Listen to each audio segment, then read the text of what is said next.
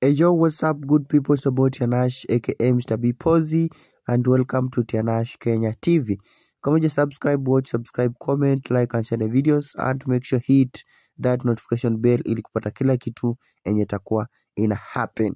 So guys, kama ni new YouTuber, new TikToker na unataka kupata more followers, more views, make sure umenitafuta. Na kama ni music artist na unataka kufanyiwa video ya music yako, you just tafuta mimi, bado nitakufanyia at Stagos Pictures Studios. Mtu wangu, mambo imechemka hapa hivi. As you can see, pictures zinapita kwa screen yako. Ni Bahati pale ametoa wimbo wake mmoja mbaya sana after one day. Ngoma inaitwa Seti na imezidi kuchanganya Wakenya sana kwa sababu the video ni noma sana. That video sasa Bahati aliamua mumekaa sana bila kuniongelea. Akaenda akatafuta msichana ambaye ako na nini, sianda. Tunaitanga sianda. Niseme sianda ndo YouTube wasisikie wa pull down this ka video. So hiyo video imeshangaza watu sana. Dislike ni mingi kuliko likes. Alafu sasa imebidi kwa sababu imefanya kutrend na kila inaongelewa kila pahali.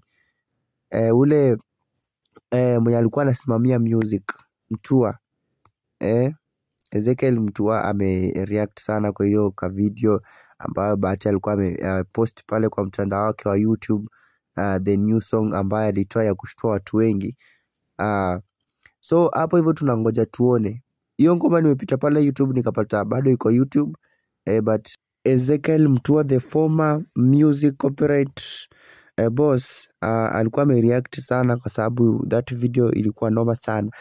Lakini Bahati ndiye anajua kuteka Wakenya. Mtu wangu ameenda akatafuta sasa msichana ambaye amebeba sianda, na akamwambia sasa wewe inafaa, tunataka tu hapa hivi ufunike tu hiyo sehemu moja peke yake, hii nyingine wachia Wakenya waone. Hiyo ni kitu ambayo ime trend sana, watu wengi nje ya Kenya, outside the country, watu wengi wanashangaa sana this video ni gani.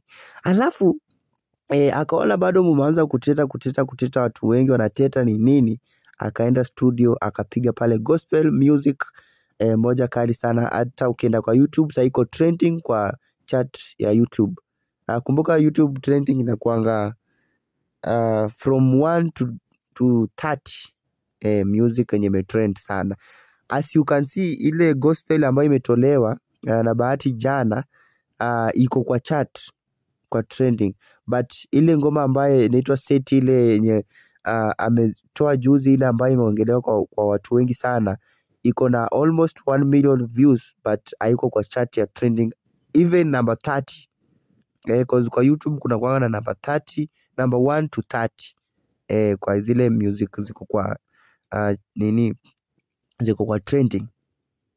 So guys, Wakenya wamezidi kungoja waone Ezekiel Mtua atachukua hatua gani.